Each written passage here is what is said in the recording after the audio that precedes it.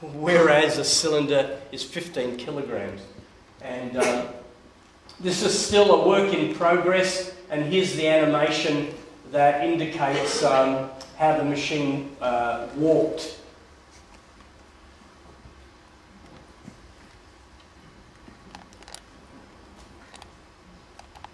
So it's a much more direct physical coupling.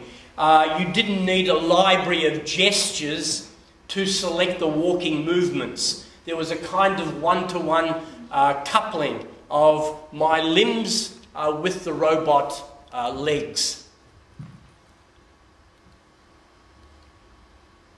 Okay.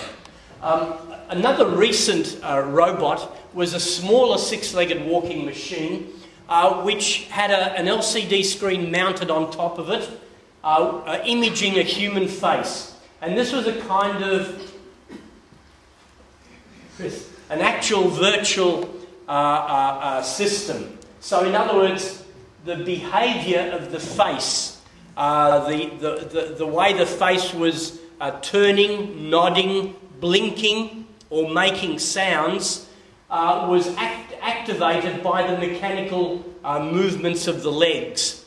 It had an ultrasound detection system, so the machine basically sat there waiting until someone entered the gallery space. When someone enters the gallery space, the machine detects you there. It stands, selects from its library of pre-programmed movements, composes a little choreography, and then performs it for a couple of minutes. Then it sits down and waits for the next person to come in. Next please, yeah. And so it was performing on a 4-metre diameter platform, and it was exhibited at the Museum of Modern Art in Melbourne for 3 months. Okay. Sound for this, please. Ground vehicles being developed in the biologically inspired robotics laboratory at Case Western Reserve University. Our near-term robots use abstracted insect locomotion principles, whereas our advanced legged vehicles are more directly based upon insects. Both of these lines of vehicles can be scaled up or down in size to suit specific mission requirements. Our larger near-term robots use 6 appendages driven by a single motor in a nominal alternating tripod gait like that used by insects. The 3-spoked appendages, called ways, combine the speed and simplicity of wheels with the climbing mobility of legs. Their ways are compliant so that their gaits adapt to the terrain in a cockroach-like manner. These mechanisms enable the robots to traverse terrain and climb obstacles that would be difficult or impossible for a wheeled vehicle to navigate, at speeds currently unattainable by any legged robot at this scale. A body flexion joint, also found in cockroaches, enables our legged robots to surmount more complex obstacles. The compact mini-wags use 4 wags in an alternating diagonal gait to sustain speeds of up to 10 body lengths per second over smooth and rough terrain. It uses only 1 motor to drive the wags and 1 microservo for steering. Its lightweight and robust construction allows it to sustain repeated falls from a height of over 10 body lengths and tumble down a flight of stairs with no damage. Crickets and click beetles use jumping to surmount obstacles of immense relative size. A version of mini-wags has been developed based on this concept. It can surmount obstacles 2 to 3 body lengths in height. Or reviews unmanned ground vehicles being developed in the biologically inspired robotics laboratory.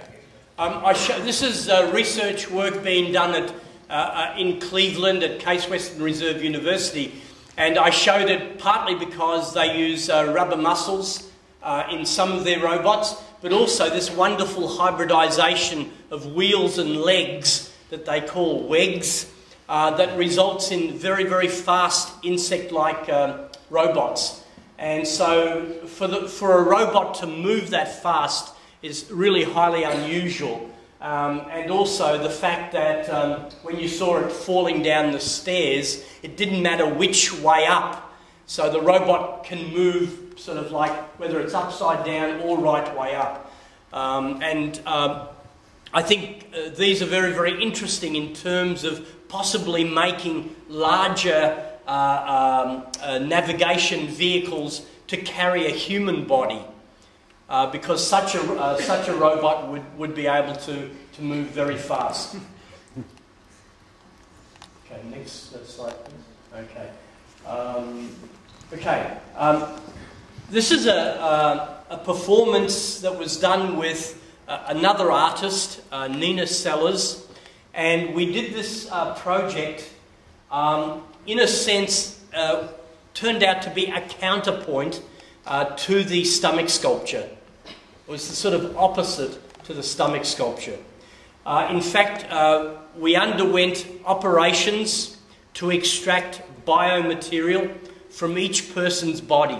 So this was a performance that was the result of physically subtracting from each body. Next slide, please. The contents of the biomaterial that was extracted. This was placed in a container. And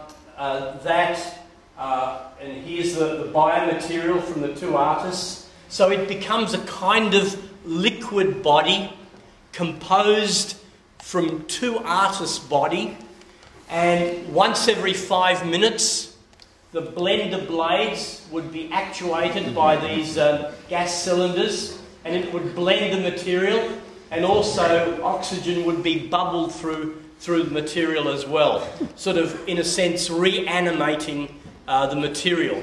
So instead of an object being inside a soft body, here a liquid body is contained in a machine.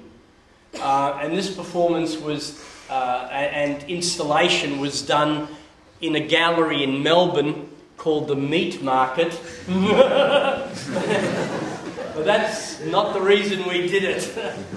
We did what we did. You know, between blending, the material would settle into rather beautiful layers. The protein would settle down the bottom. The fatty substance would float at the top. And then the xylocaine and O-positive blood would kind of be in this area here. Next slide. The automated blending and bubbling was also a kind of an acoustical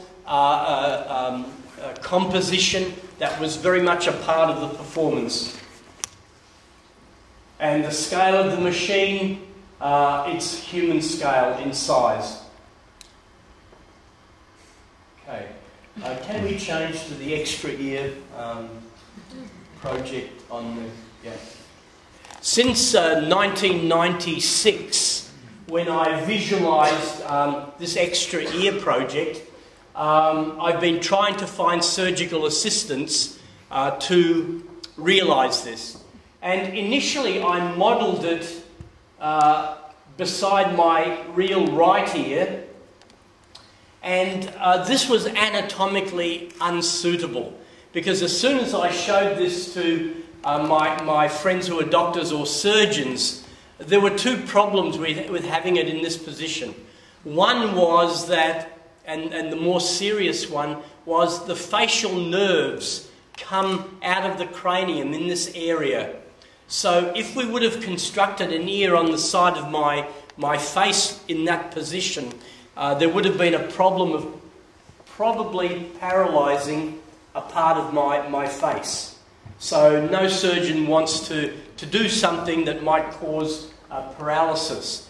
The other more trivial reason why we wouldn't have it there was that the ear was very close to my jawbone. So it meant that if I chewed or spoke, the ear would wiggle.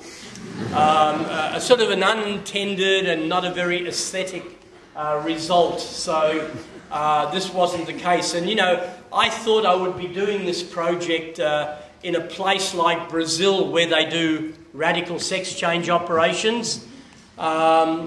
Actually, if I had done it in Brazil, I would be worried upon awakening what organ was stitched to the side of my head.